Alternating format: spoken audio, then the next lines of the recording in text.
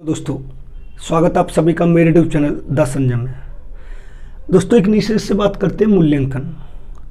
इससे पहले वाली वीडियो में मैंने आपको मापन पढ़ा दिया, मापन के प्रकार पढ़ा दिए हैं, मापन के स्तर पढ़ा दिए हैं और मापन के परिभाषाएं पढ़ा दी हैं। मापन किसे कहते हैं, मूल्यांकन किसे कहते हैं, इसके दो पार्ट बना रहा हूं मैं। मापन में पहले वाले पार्ट में पढ़ा चुका हूं, आज इसमें पढ़ेंगे मूल्यांकन और मूल्यांकन के प्रकार किसे कहते हैं। ये वीडियो कुछ ज़्यादा इंपॉर्टेंट होने वाली है, वीडियो में अंत तक बने रहना। देखो, मूल्यांकन किसे कहते हैं समझना। देखो, मूल्यांकन शैक्षिक प्रक्रिया का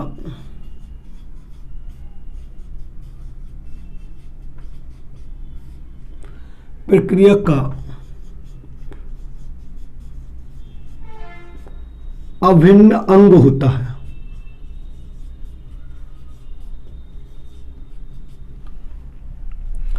जो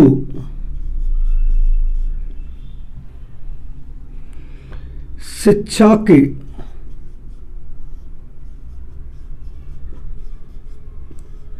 प्रत्येक पहलू से जुड़ा होता है।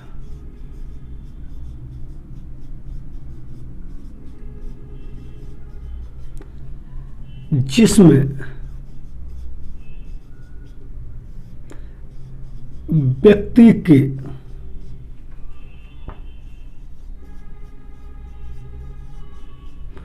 गुण व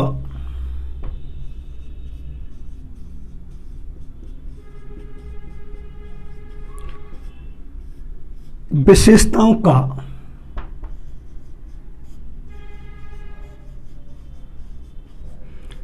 अध्ययन किया जाता है।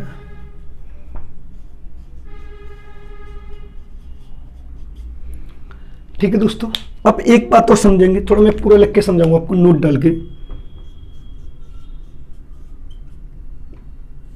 देखो,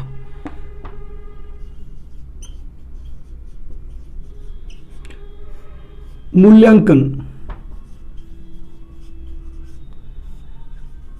किसी भी प्रक्रिया का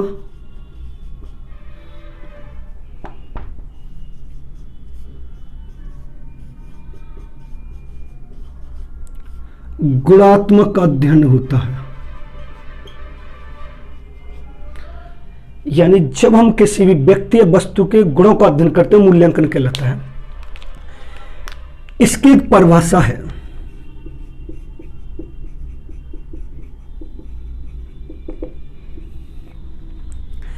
परिभाषा किसकी दोस्तों? शिक्षा आयोग की।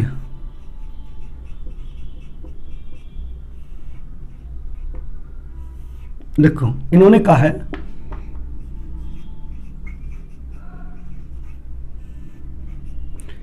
मूल्यांकन एक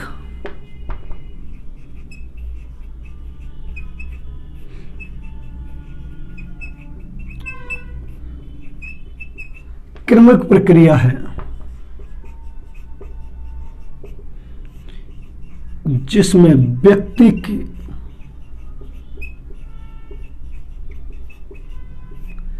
प्रत्येक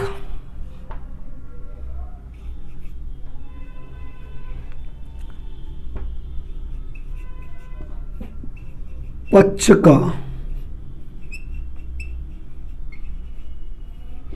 गुणात्मक अध्ययन किया जाता है।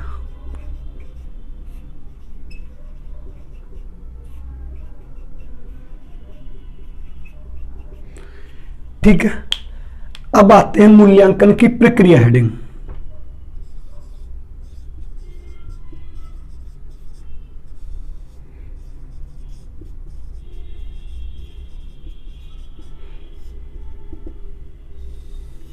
ये टेट में 2 से 3 बार पूछे, उसने पूछा मूल्यांकन की प्रक्रिया कैसी है, तो आपको लगानी है त्रिमुखी। त्रिमुखी कैसी है? देखो,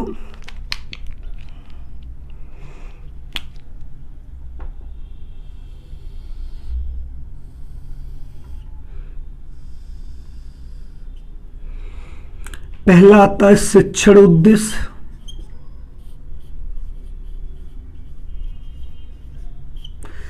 दूसरा आता अधिगम अनुभव,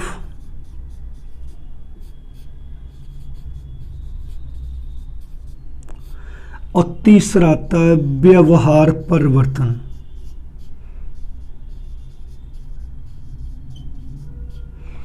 तीसरा कौन सा आता है दोस्तों? व्यवहार परिवर्तन। देखो कैसे,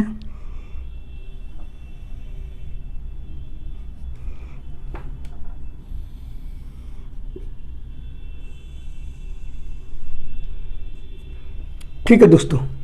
अब इसके थोड़ा हम प्रकार की बात करते हैं कि मूल्यांकन के प्रकार कौन कौन से होते हैं। सबसे मेन पार्ट तो यहां से आता है। देखो, सबसे पहले मैं प्रकार की बात करूं तो एक होता है निर्माणात्मक मूल्यांकन,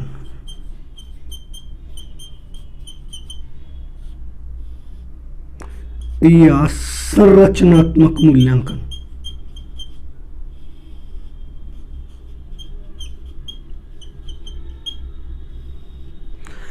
दूसरा जो दोस्तों होता है वो होता है संकलनात्मक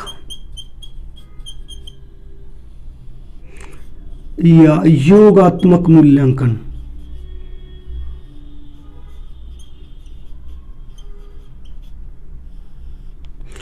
नेक्स्ट जो दोस्तों होता है वो होता है निदानात्मक मूल्यांकन।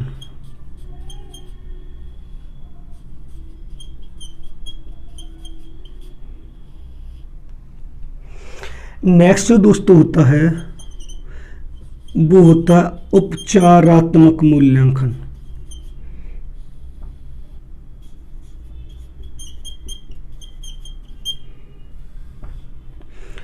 नेक्स्ट जो होता है वो होता है सीखने के लिए आकलन।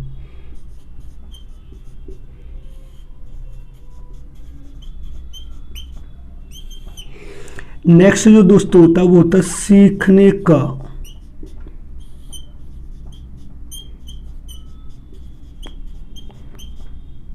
आकलन। नेक्स्ट जो दोस्तों होता है वो होता है विद्यालय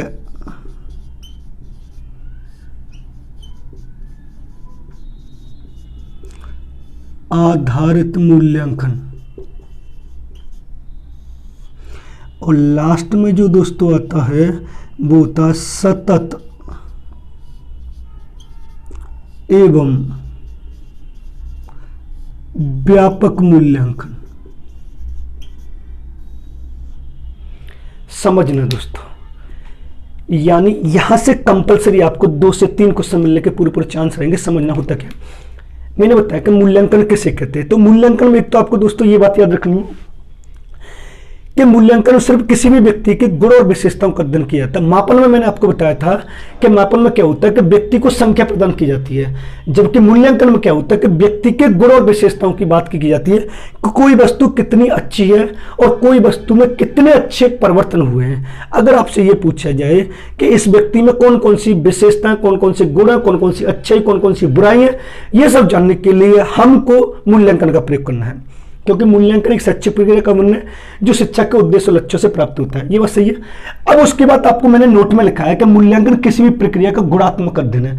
जहां पर गुण और विशेषताओं की बात होगी दोस्तों, वहां पर मूल्यांकन होगा। ये आपको बात ध्यान रखनी है। अब बात ये पूछे एक डेफिनेशन इसकी शिक्षा की, ज्यादातर डेफिनेशन इससे बिल्कुल नामात्र के बराबर पूछता है, फिर भी मैंने आपको लिख दी है कि इसकी डेफिनेशन क्या होती है।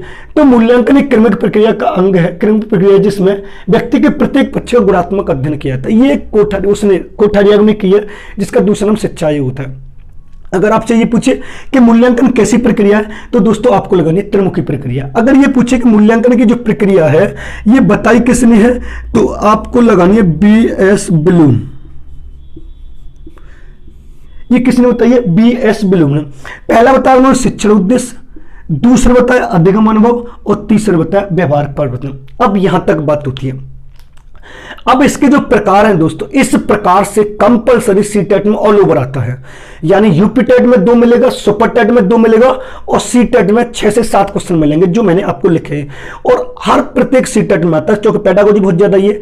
और सबसे पहले मैंने लिखा है कि निर्माणात्मक या संरचनात्मक मूल्यांकन, दूसरा मैंने लिखा है संकलनात्मक या योगात्मक मूल्यांकन, तीसरा लिखा है निदानात्मक मूल्यांकन, चौथा लिखा है उपचारात्मक मूल्यांकन और फिर लिखा है सीखने के लिए आकलन, और एक होता है सीखने का आकलन।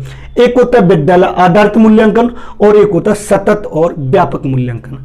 अभी आप इसको नोट कर लीजिए, फिर इसके प्रकार को डिटेल में पढ़ते हैं क्योंकि यहां से क्वेश्चन बहुत इंपॉर्टेंट मिलता है। अभी आप इसको नोट कर लीजिए, फिर आगे चलते हैं इसके प्रकार से हेडिंग। अगर आप हमारे चैनल पर नए हैं तो हमारे चैनल को सब्सक्राइब कर लें और बेल आइकन ऑल को प्रेस कर लें, जिससे आने वाले वीडियो का नोटिफिकेशन आपको मिलता रहे। क्योंकि आज की वीडियो से कंपलसरी दोस्तों आपको 2 से 3 क्वेश्चन मिलने के पूरे चांस और ज्यादा भी मिलेंगे। सीटेट में जो ऑल ओवर पूछे जाते हैं, जबकि सुपर टेट में कई बार पूछे गए। सुपर टेट में ये बात कई बार पूछा, निदानात्मक मूल्यांकन का प्रयोग क्यों करते हैं, उपचारात्मक मूल्यांकन का प्रयोग क्यों करते हैं, निर्माणात्मक संरचना मूल्यांकन कौन सा होता है, ये सब हम पढ़ते हैं। अभी आप इसको नोट कर लें और फिर आगे चलते हैं। अगर आप हमारे चैनल पर नए हैं तो हमारे चैनल को सब्सक्राइब कर लें और बेल आइकन ऑल को प्रेस कर लें, जिससे आने वाले वीडियो का नोटिफिकेशन आपको मिलता रहे। अब चलते हैं इसके प्रकार से।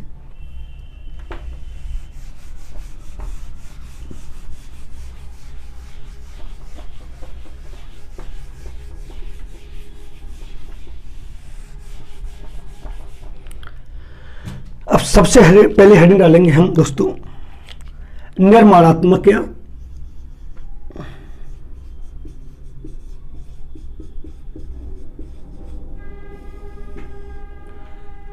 या संरचनात्मक मूल्यांकन।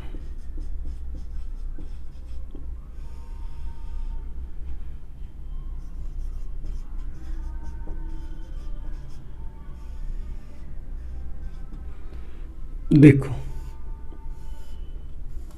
ये क्या कहलाता है।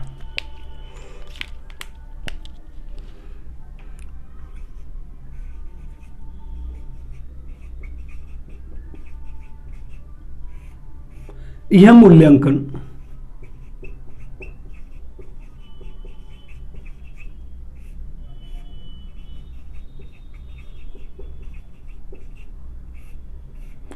औपचारिक मूल्यांकन होता है।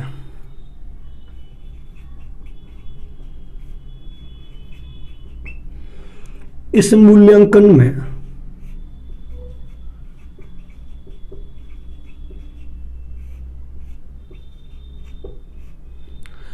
पाठ्यक्रम के प्रति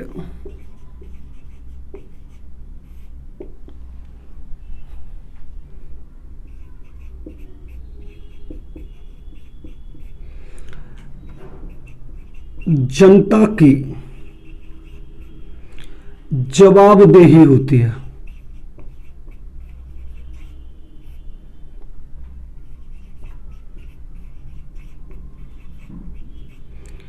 इस मूल्यांकन में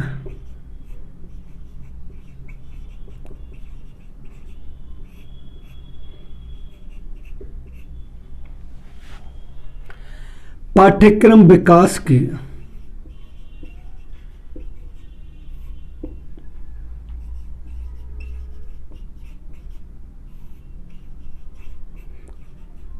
प्रक्रिया में रहते हुए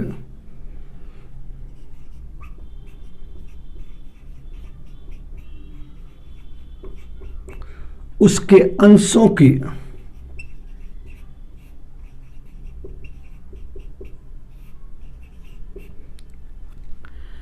सफलता का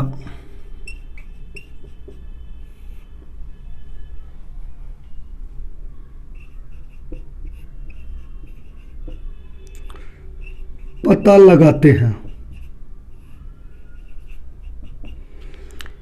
जैसे आता है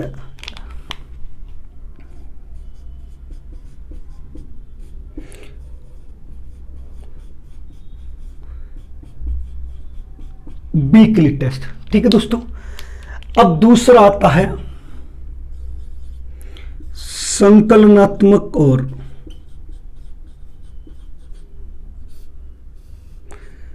योगात्मक मूल्यांकन।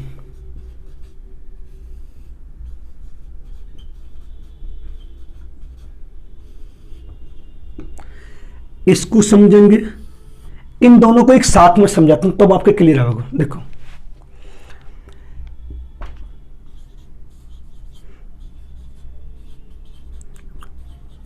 यह मूल्यांकन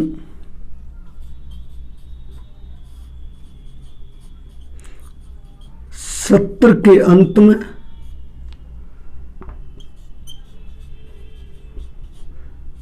सरकार द्वारा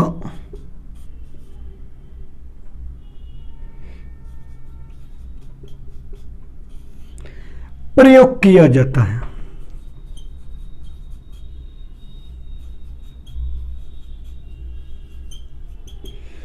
इसमें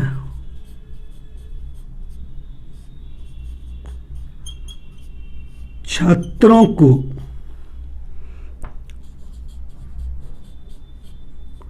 रैंक, ग्रेड और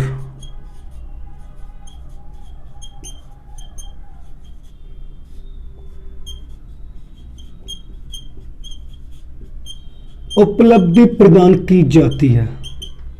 अब दोनों को समझना, जैसे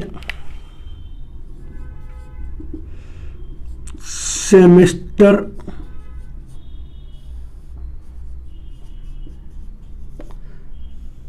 प्रणाली,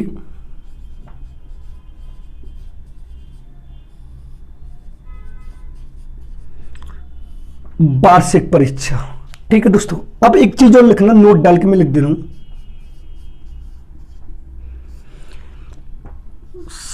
सरकार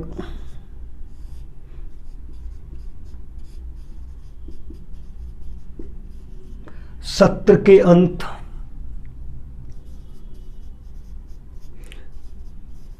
रैंक, ग्रेड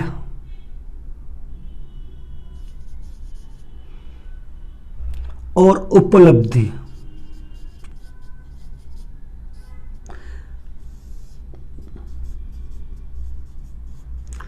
संकलनात्मक मूल्यांकन।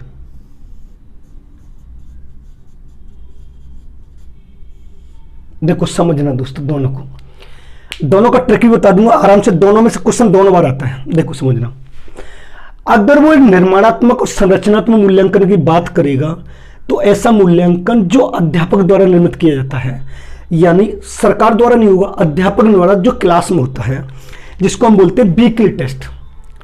अब संकलनात्मक मूल्यांकन क्या होता है कि ऐसा मूल्यांकन जो सत्र के अंत में सरकार द्वारा, जिसमें छात्रों को रैंक, ग्रेड और उपलब्धि प्रदान की जाती है। अब क्वेश्चन वो ये पुटअप करता है, निम्नलिखित में से कौन सी एक निर्माणात्मक या संरचनात्मक मूल्यांकन की विशेषता नहीं है?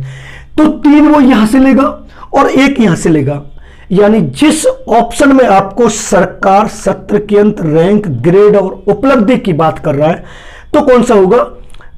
संकलनात्मक यानी योगात्मक मूल्यांकन कहलाएगा। अगर वो इनसे हटके किसी का पूछ रहा है तो निर्माणात्मक या संरचनात्मक मूल्यांकन की बात करेगा, जिसको हम FA और SA कहते हैं। दोबारा समझें, अगर किसी क्वेश्चन के ऑप्शन में सरकार आ रहा है, सत्र के अंत आ रहा है, रैंक आ रहा है, ग्रेड आ रहा है और उपलब्धि आ रहा है, तो बात किसकी कर रहा है? वो संकलनात्मक या योगात्मक मूल्यांकन की बात कर रहा है। जैसे सेमेस्टर प्रणाली होती है, जैसे वार्षिक परीक्षा होती है।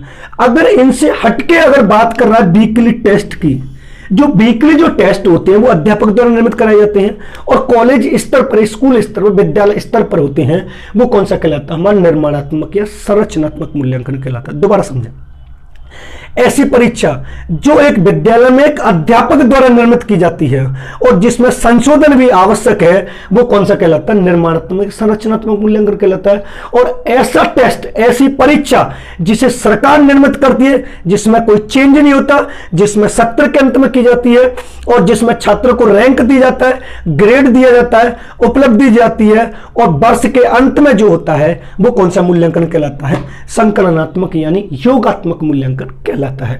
इन दोनों को नोट कर लें, फिर आगे चलते हैं निदानात्मक मूल्यांकन, उपचारात्मक मूल्यांकन। दोबारा भी समझ लें, सरकार सत्र के अंत रैंक, ग्रेड और उपलब्धि की बात करेगा तो बात करेगा संकलनात्मक या योगात्मक मूल्यांकन की।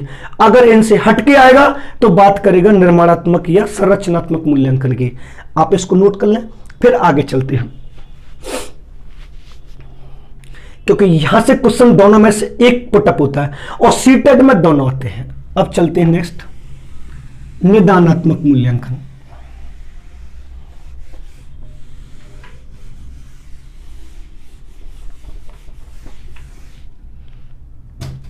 देखो, अब नेक्स्ट आता है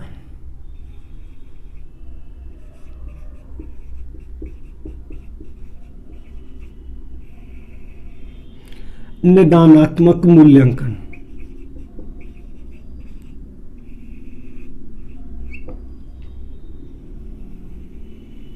देखो,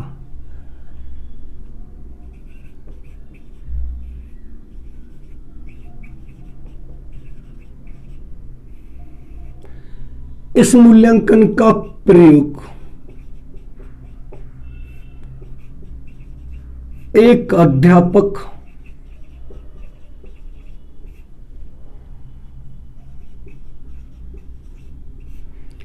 अपनी क्लास के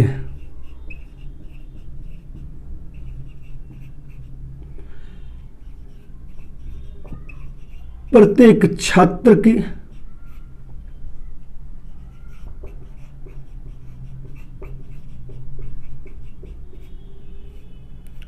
समस्याओं का पता लगाने के लिए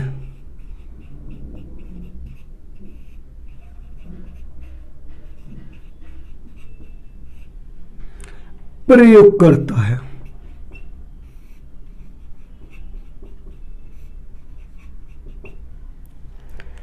एक देखो, मैं आपको एक चीज और लिखूंगा यहां पर नोट डाल के,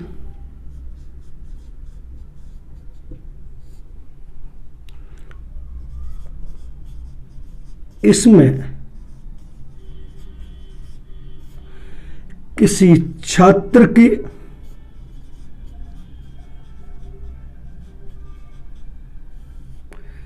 समस्या या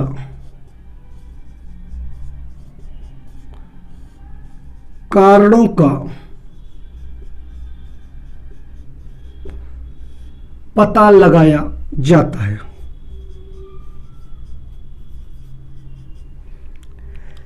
दूसरा हम पढ़ेंगे उपचारात्मक मूल्यांकन।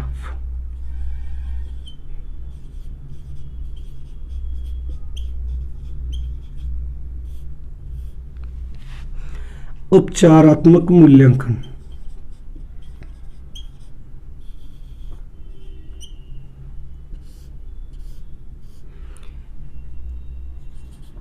इस मूल्यांकन में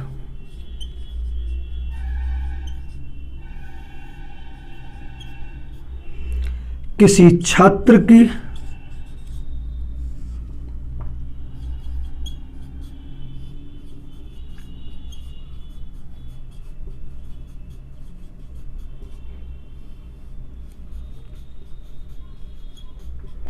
समस्याओं का पता लगाकर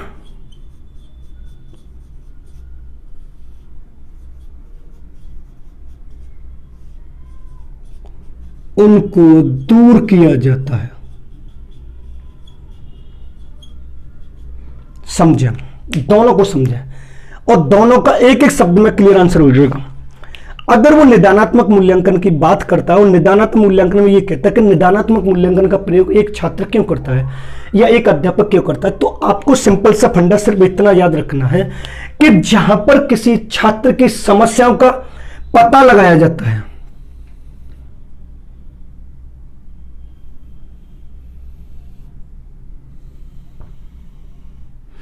यानी किसी भी छात्र की समस्याओं या कारणों का जो पता लगाया जाता है वो किस मूल्यांकन में प्रयोग किया जाता है? निदानात्मक मूल्यांकन। जैसे एक अध्यापक शिक्षण कार्य करते समय अपनी क्लास में एक छात्र को अनुशासनहीनता में पाता है, अब उस अनुशासनहीनता का पता लगाने के लिए वो किस मूल्यांकन का प्रयोग करेगा? तो निदानात्मक मूल्यांकन का प्रयोग करेगा। अगर आपकी क्लास में कोई छात्र लेट आ रहा है, उस लेट आने का कारण जानने के लिए आप किस मूल्यांकन का प्रयोग करेंगे? निदानात्मक का।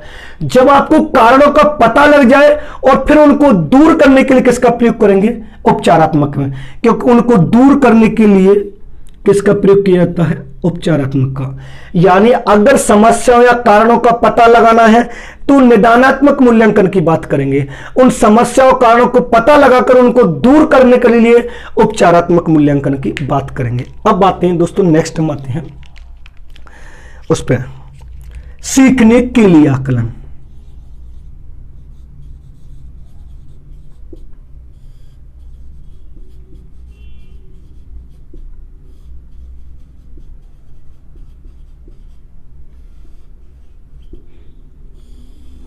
देखो,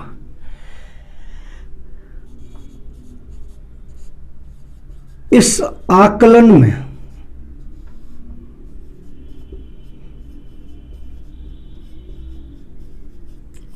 जब एक व्यक्ति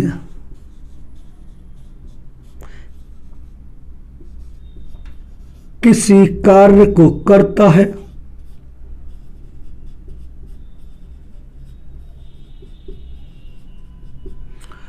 तो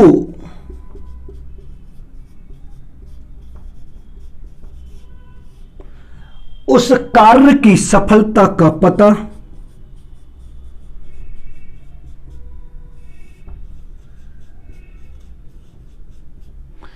बीच में ही लगाता है।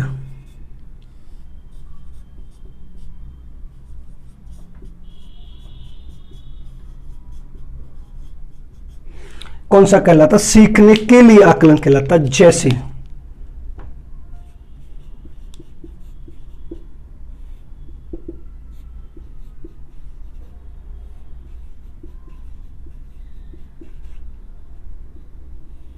एक बावर्ची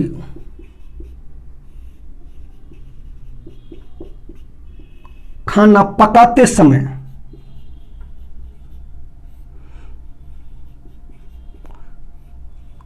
खाने को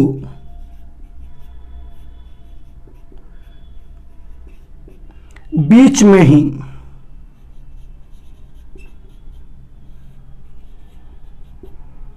चखता है। ठीक है, अब दूसरा आता है सीखने का आकलन। दोनों को समझाता हूं।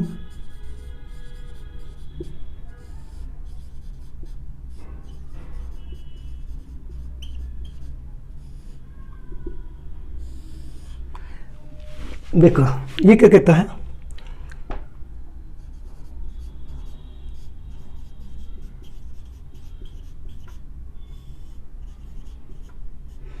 इस आकलन में एक व्यक्ति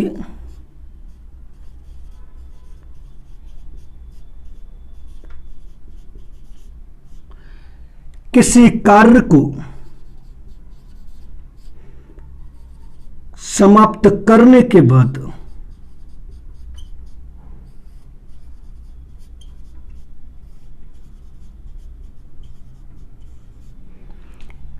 उसकी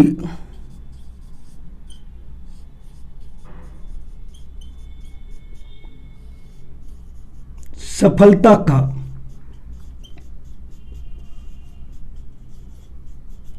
पता लगाता है। ठीक है, जैसे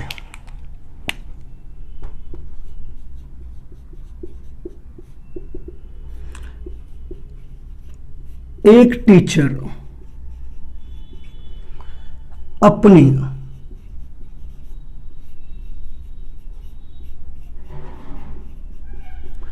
पूरी क्लास को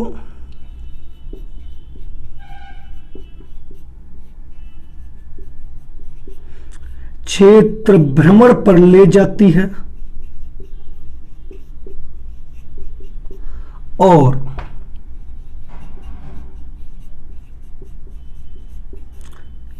वापस क्लास में आने पर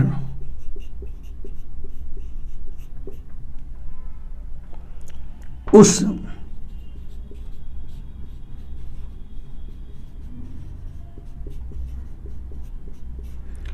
क्लास के बारे में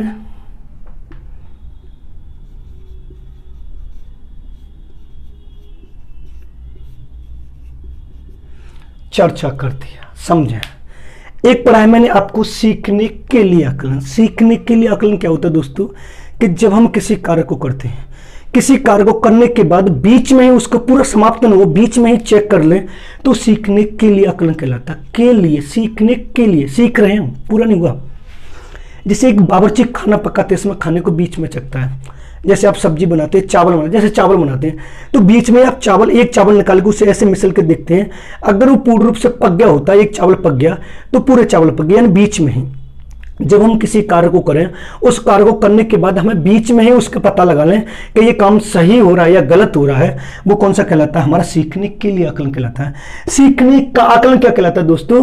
कि इसमें किसी कार्य को पूर्ण रूप से समाप्त हो जाता है, बीच में नहीं चेक करते, पूर्ण रूप से समाप्त हो जाता है। समाप्त होने के बाद फिर उसका पता लगाते हैं कि वो आकलन हमारा सही हुआ या गलत हुआ, वो काम हमारा सही हो रहा है या गलत हो रहा है, इसका पता लेने के लिए हम सीखने का आकलन कहलाते हैं। जैसे एक अध्यापक अपनी क्लास को क्षेत्र भ्रमण पर ले जाता है, यानी मैं अगर अपनी पूरी क्लास को क्षेत्र भ्रमण पर ले जाऊं और फिर उसके बाद वापस क्लास में आने के बाद जो क्षेत्र भ्रमण हो चुका है उसके बारे में चर्चा करूं, जो कार्य समाप्त हो चुका है उसके बारे में चर्चा करूं, कौन सा कहलाता है? सीखने का आकलन कहलाता है।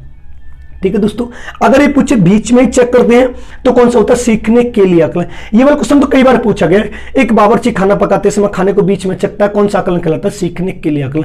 अगर वो पूर्ण रूप से समाप्त हो जाए तो सीखने का आकलन। निदानात्मक मूल्यांकन में क्या होता है कि किसी व्यक्ति की समस्याओं कारणों का पता लगाया जाता है। उपचारात्मक क्या होता है? उस समस्या कारणों का पता लगाकर उनको दूर किया जा सकता है। आप इसको नोट कर लें। फिर चलते हैं हम सतत और व्यापक मूल्यांकन और विद्यालय आधारित मूल्यांकन। कंपलसरी आज की वीडियो से कंपलसरी आपको सी टेट में 5 से 6 क्वेश्चन मिलेंगे, यूपी टेट में 2, सुपर टेट में 2। हर किसी भी एग्जाम में आप बैठे आपको 2 से 3 क्वेश्चन इस वाली वीडियो से कंफर्म मिलेंगे। अगर आप हमारे दोस्तों चैनल पर नहीं है तो हमारे चैनल को सब्सक्राइब कर लें और बेल आइकन ऑल को प्रेस कर लें, जिससे आने वाले वीडियो का नोटिफिकेशन सबसे पहले आपके पास पहुंच चुके।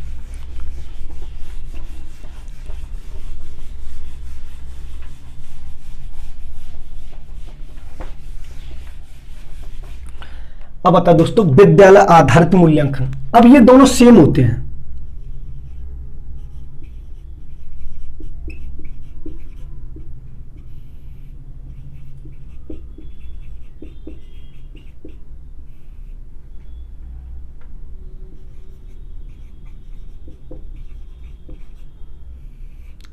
और एक और होता है सतत और व्यापक मूल्यांकन।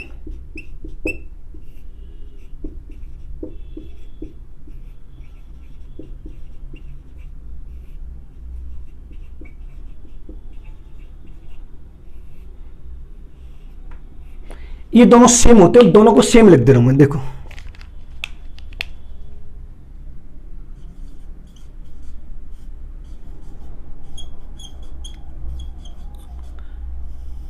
इस मूल्यांकन में एक अध्यापक व्यक्ति के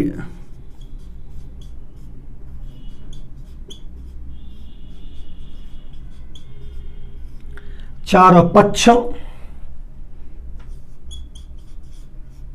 शारीरिक, मानसिक, संवेगात्मक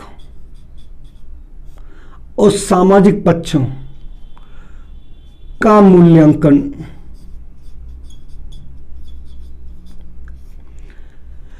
जीवन के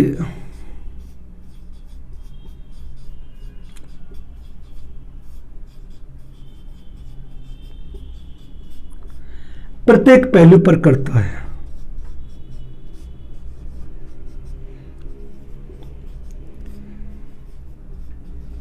इस मूल्यांकन को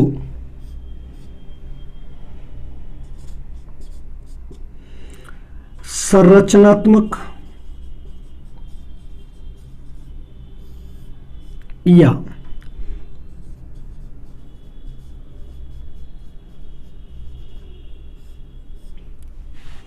निर्माणात्मक मूल्यांकन भी कहते हैं।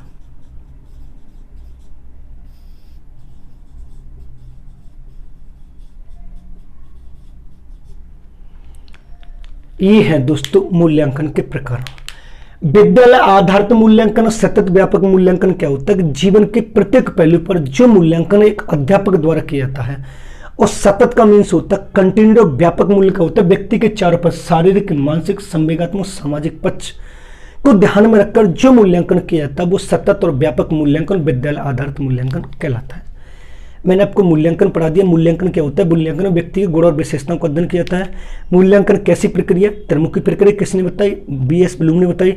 और मूल्यांकन के प्रकार बता दिए। निर्माणात्मक, संरचनात्मक मूल्यांकन, संकलनात्मक, योगात्मक मूल्यांकन, निदानात्मक मूल्यांकन, उपचारात्मक मूल्यांकन, सीखने का आकलन, सीखने के लिए आकलन, विद्यालय आधारित मूल्यांकन, सतत और व्यापक मूल्यांकन। ये है दोस्तों मूल्यांकन और मूल्यांकन के प्रकार।